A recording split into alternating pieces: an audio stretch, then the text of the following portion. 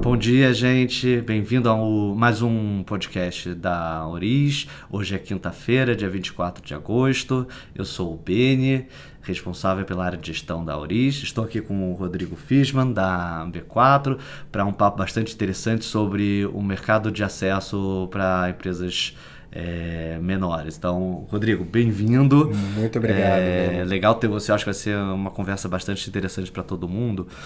Mas antes, eu queria que você falasse um pouco de você, dos seus sócios, né, a história de vocês. Perfeito. E da B4, quem são vocês, o que vocês fazem, contar um pouquinho disso. Então, super obrigado, um prazer estar aqui no podcast da Oriz.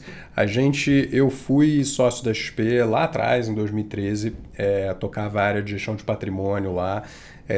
E a gente, naquela época, a XP não era tão conhecida como é hoje, não era essa potência, enfim, mas já tinha muita capilaridade no Brasil e eu tive a oportunidade de conhecer pequenos e médios empresários, literalmente do Brasil inteiro. E a principal dor desses empresários, uma das principais, enfim, era como é que eles acessavam o mercado de capitais. Como é que eles iam crescer os negócios, acessar o mercado de capitais. E o mercado não era disponível, enfim, para eles. A gente até teve lá atrás a tentativa de lançamento do Bovespa+, a gente vai falar um pouquinho mais sobre isso aqui, né, para frente. E eu fiquei com essa semente plantada na minha cabeça, até porque eu via poucas dessas empresas, eventualmente no tempo recebiam investimentos de fundos, de private equity, enfim, ou de family offices, e iam fazer um IPO numa B3 ou numa Nasdaq anos depois, proporcionando um ganho tanto para o empresário como para o investidor. E aí em 2018, a Patrícia Chile, que também foi sócia da XP, tocou o Fund of Funds lá bastante tempo, e o Pedro Janot, que foi o primeiro presidente da Azul Linhas Aéreas, a gente decide se juntar para tentar resolver esse problema no Brasil. Como é que a gente melhora esse gap de acesso a capital e de democratização do mercado de capitais para o empreendedor, o empresário, né? A gente tinha vivido um pouco disso na XP, muito sob a ótica do investidor, principalmente, né, desse acesso, e a gente começa com essa visão do empreendedor. E a B4, ela nasce oficialmente com licença, né, de mercado organizado, tipo uma bolsa, em 2021. Então foi um trabalho ali desde 2018 até 2021, junto da CVM, construindo um arcabouço regulatório que coubesse no bolso das empresas menores. Uma das principais razões para o Bovespa+, não ter decolado lá atrás, não foi nem uma questão da própria bolsa em si, mas a gente tinha um regulatório muito pesado para essas empresas menores. Os custos para fazer um IPO é caro, né? Exatamente. Assim, quanto que um IPO convencional custa para uma empresa? Olha, eu ouvi de um consultor recente que participou de alguns IPOs nos últimos 5 anos, que se você faz o processo sem realizar a oferta, que você vai ter que deixar na mesa por volta de 10 milhões de reais. Nossa, bastante. É bastante. E na B4, quanto que Vocês já fizeram 2, 3 IPOs, né? Exato. Fazendo a comparação igual, digamos assim, olha, fazendo a operação sem realizar a captação, só a preparação da companhia num ticket médio de escritório de advocacia, auditoria, eu diria que é alguma coisa entre 250 mil a 350 mil reais. Outro nível, né? Outro nível. Mas aí você também não pode fazer o IPO de qualquer empresa, né?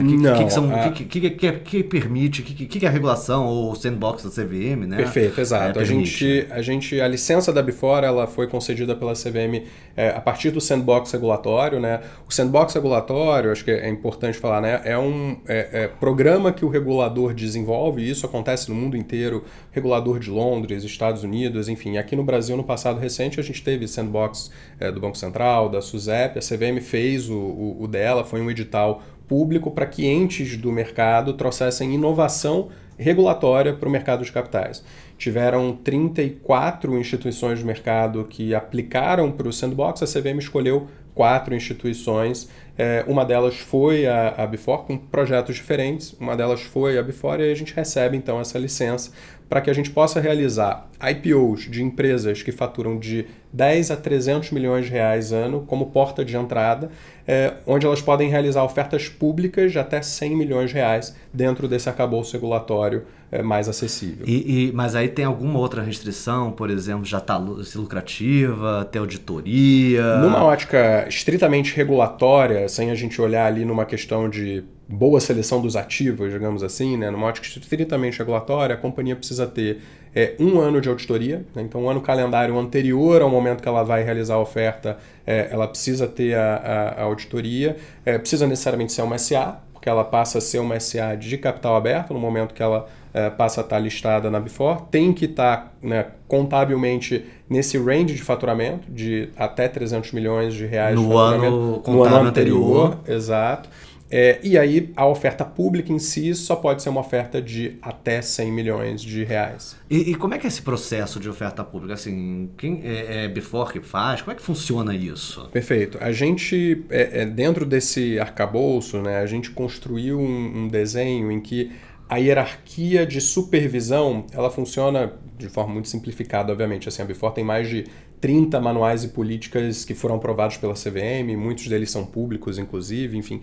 Mas, de forma bem resumida aqui, a CVM supervisiona a Before, que é esse mercado organizado. A Before tem, inclusive, uma área de supervisão, como a gente tem a BSM na B3, que, né, é uma área independente, que tem um conselho de supervisão independente que supervisiona esse mercado. Então, a gente tem CVM supervisionando Before e a Before supervisionando o mercado como um todo. Por que eu estou explicando isso? Porque a empresa, ela faz o registro dela na Before, como companhia aberta. Isso é diferente É diferente da B3 hoje.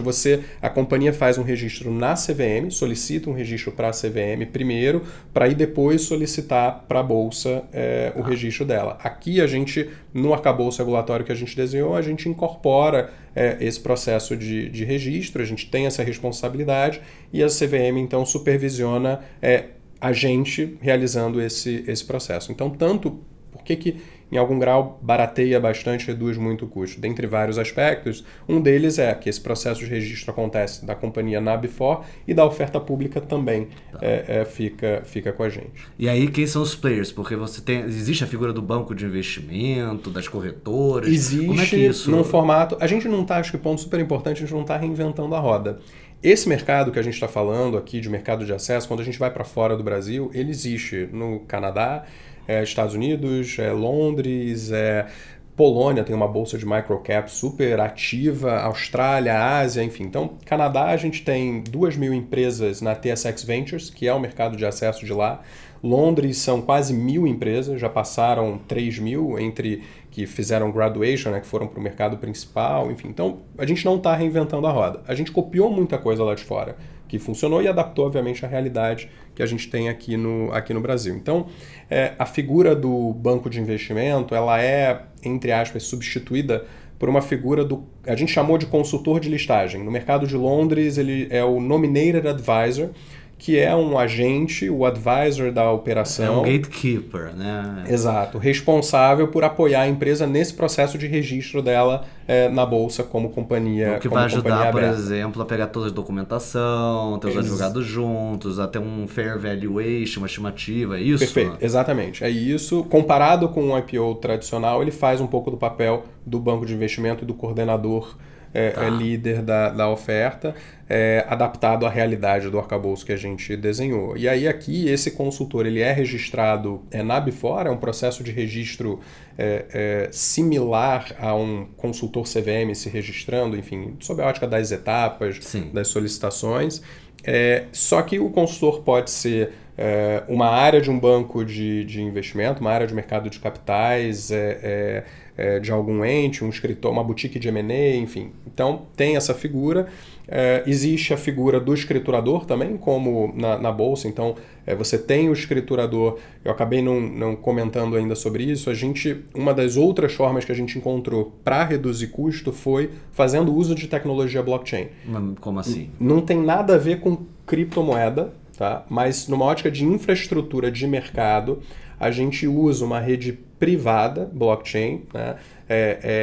E essa rede permite que a gente, por exemplo, reduza custos de escrituração, porque a gente controla a titularidade da ação por meio de um token. Continua existindo... Mas aí eu fico com esse token onde? Numa wallet? Como é que você nem vê isso e você nem percebe. Existe uma wallet controlada pela própria Before, mas por ser uma rede privada, esse token não vai para lugar nenhum. Não consigo pegar esse token e levar para enfim, para uma exchange de cripto, para uma wallet. Exato. É realmente só para a gente conseguir reduzir custos de operação. É simplesmente a forma de controlar o ownership daquela ação de quem pertence. Exatamente. Né? E aí a gente tem, por exemplo, os escrituradores que atuam na Before acessando um nó nessa rede. Eles têm um nó de acesso onde eles conciliam a posição do free float com a posição do livro aí escritural. Faz a atualização do escriturador. Exatamente. Entendi. Então a gente tem a figura do escriturador como no mercado tradicional, mas num custo muito reduzido do que o equivalente no mercado tradicional. A figura do próprio mercado organizado, que é a Before, com a área de supervisão, autorregulação, etc. E as corretoras, o distribuidor. Hoje, se você está escutando a gente, for lá no site da Before testar, vou comprar uma ação aqui para testar, para investir, você vai ver que o primeiro intermediário da Before é a Begin, que é uma empresa do nosso grupo também. Não é uma corretora tradicional, e isso foi feito só para a gente poder começar rápido.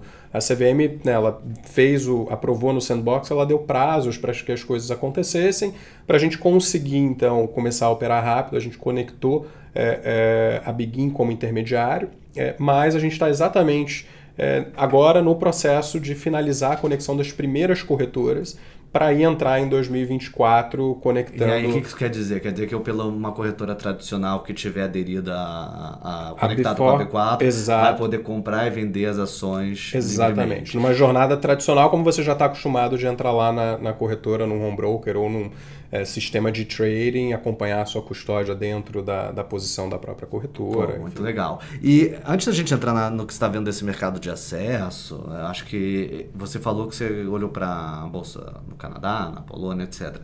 O que foram as práticas que você achou que fazia sentido? Como é que você adaptou para o que vocês estão fazendo? Ou seja, como é que funciona, né, a compra, a venda, o IPO? Perfeito. Sim. Acho que uma das principais que a gente viu assim, que funcionam melhor é quando o ecossistema consegue combinar os investidores institucionais com os investidores de varejo.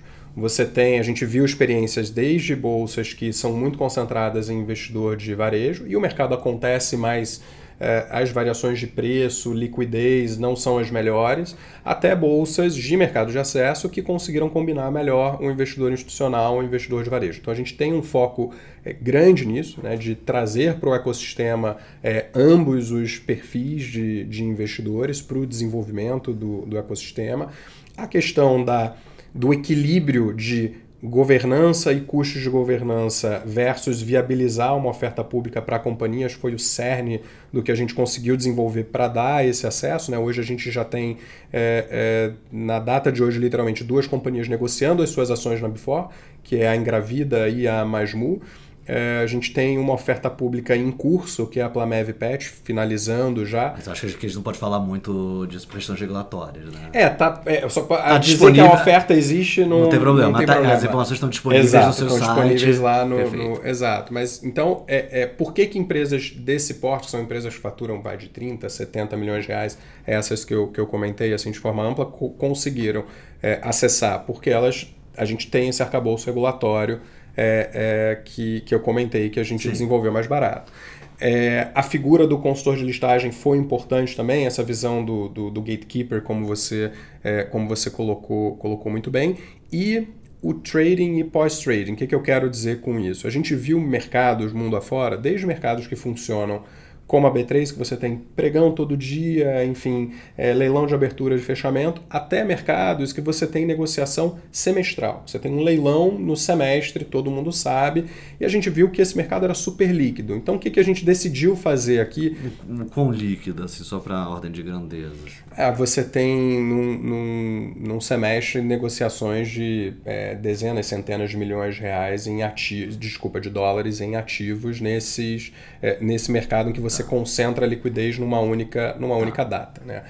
Aqui, quando a gente olhou para esses extremos, a gente decidiu começar com um modelo diferente, mais ou menos um meio do caminho, onde a gente faz um pregão semanal. A gente concentra a liquidez uma vez por semana e a gente tem dinâmicas de formação de preço diferentes também, porque, de novo, a gente está falando de ativos, acho que isso é muito importante, a gente está falando de ativos não líquidos, que a gente passa a entregar janelas de liquidez para esses ativos num mercado organizado. E ao longo do tempo, com o desenvolvimento do mercado, como a gente viu nesses outros casos, você vai passando a ter determinadas empresas, determinados ativos listados que vão crescendo, vão evoluindo, vão atraindo perfis de investidores e aí eles vão se tornando líquidos como o mercado tradicional que a gente conhece. E aí, então, hoje os pregões acontecem uma vez na semana, de quarta, quinta? Toda quarta-feira.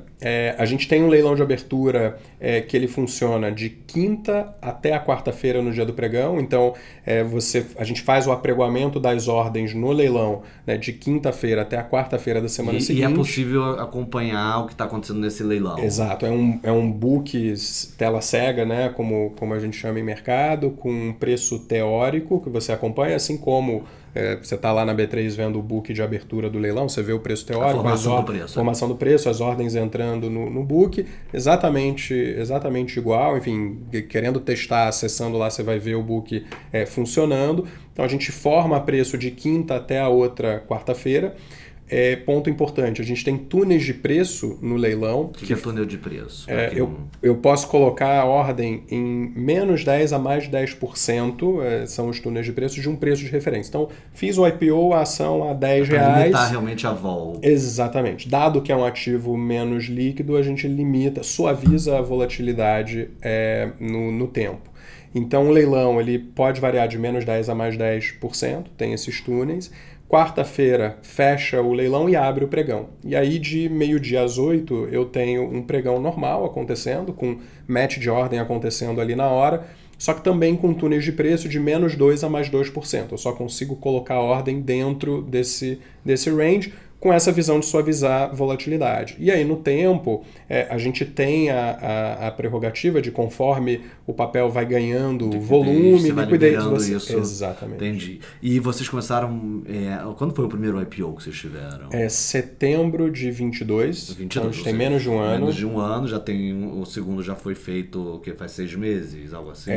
O início da abertura... A Masmu é aquela que faz a comidinha para queimar, que não parece ser nosso caso. Não é o nosso caso, apesar de eu consumir, mas eu consumo o snackzinho, não tem tanta proteína, mas é gostoso.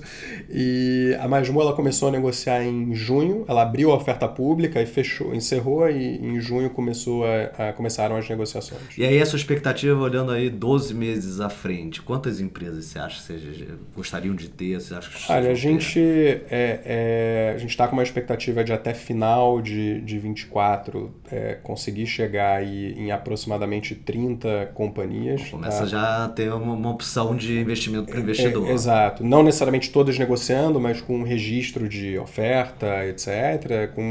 Enfim, olhando agora para... que isso é a praia de vocês, mas olhando agora um pouco para o mercado, essa visão aí de queda de taxa de juros, o cenário, enfim...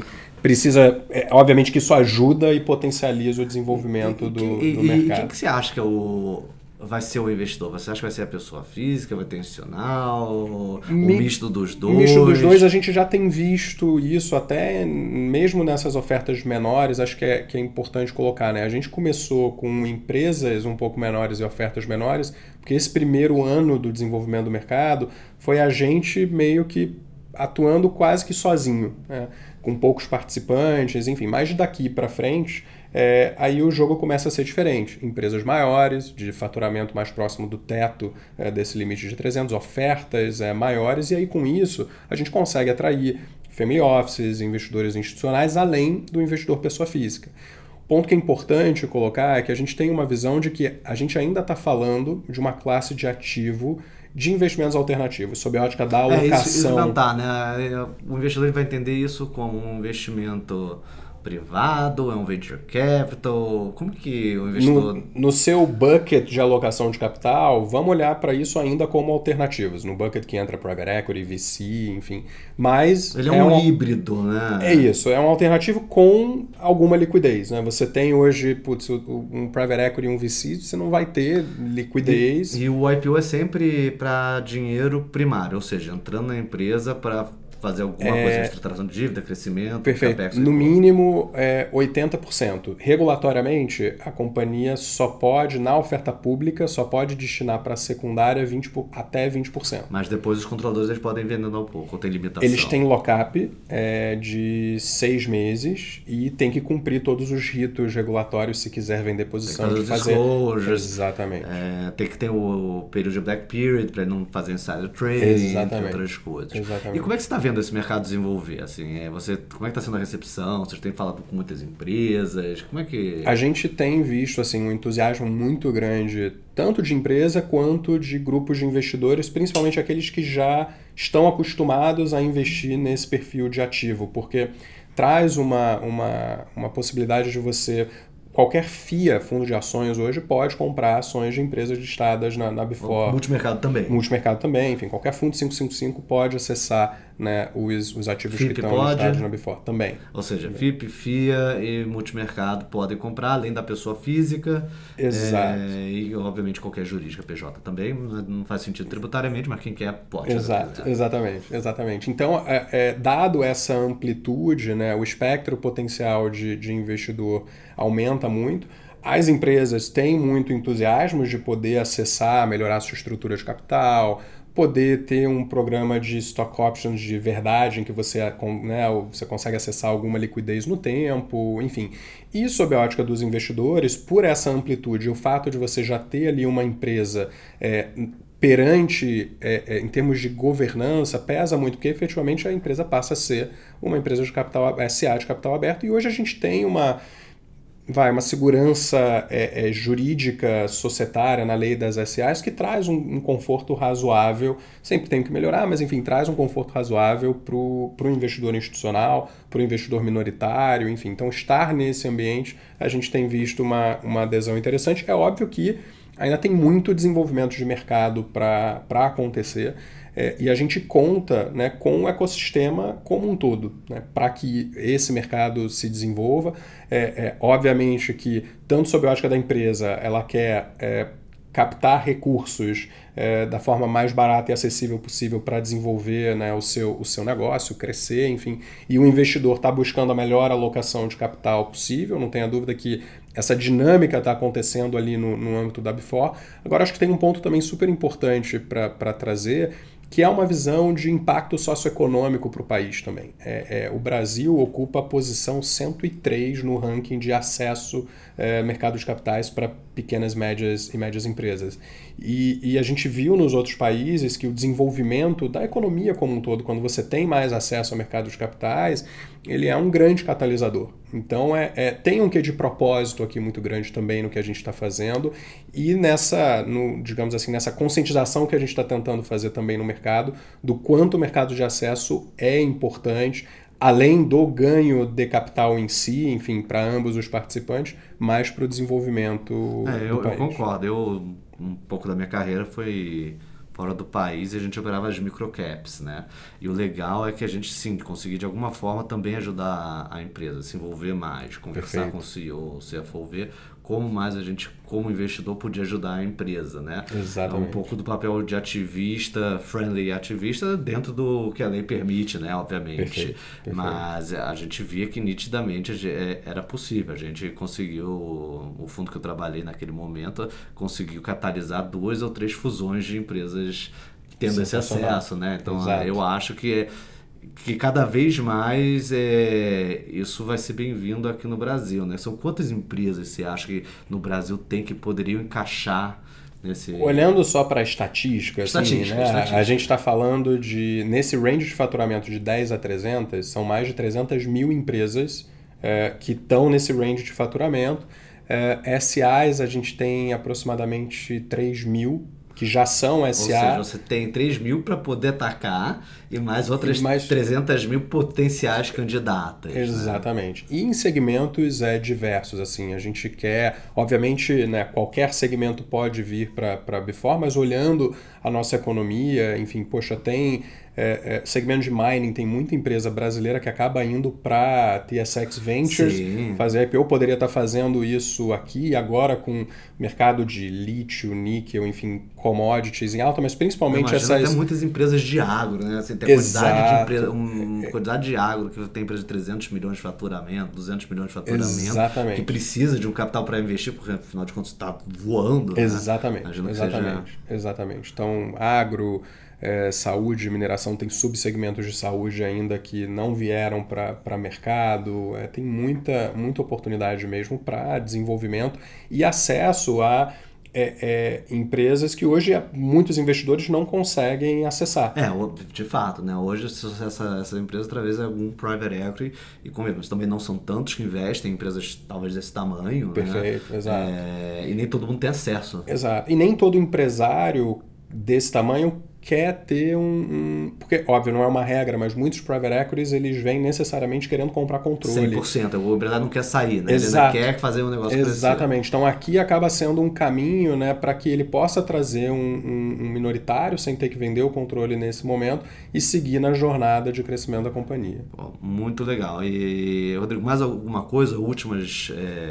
Acho que eu perguntei bastante coisa, mas... Eu acho que a gente explorou, assim, numa visão geral, muito do que a gente está fazendo.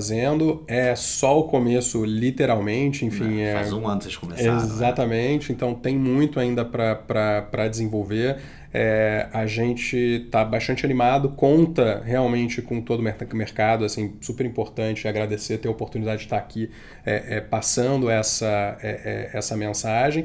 E vocês vão ver muito em breve aí que participantes relevantes do mercado começando a estar no ecossistema e acaba sendo um círculo virtuoso, né? Quando entra ali os primeiros, a gente vai vendo o mercado desenvolver e naturalmente a roda vai girando e vai crescendo. Bom, eu torço por isso. Quero te agradecer imensamente por ter vindo.